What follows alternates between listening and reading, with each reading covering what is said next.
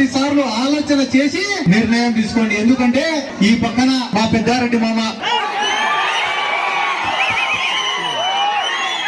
కాలం అనుకూలంగా ఉన్నా లేకపోయినా, కష్టం వచ్చినా నష్టం వచ్చినా, ఆర్థికంగా బాగున్నా బాలేకపోయినా, ఆరోగ్యం సహకరించినా సహకరించకపోయినా, ఈ 40 ఏళ్ల రాజకీయ జీవితంలో ఆయనను నమ్మి ఆయన వెంట తిరిగిన ఏ ఒక్క కార్యకర్త చేయి కూడా ఇడిచిపెట్టకుండా ఆయన కష్టపడినందుకే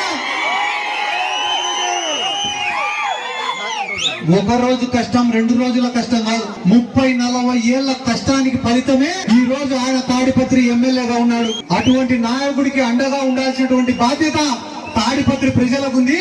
వైఎస్ఆర్ కాంగ్రెస్ పార్టీ యువజన విభాగానికి కూడా ఉందని చెప్పి తెలియజేసుకుంటారు. ఒకటే మాట చెప్తున్నా అందరికీ కూడా, నెక్స్ట్ ఎలక్షన్స్ లో అంటే రానున్న 2024 ఎన్నికలలో ఈ అనంతపురం జిల్లాలో మొట్టమొదట గెలిచే సీట్ ఏదన్నా ఉంది అంటే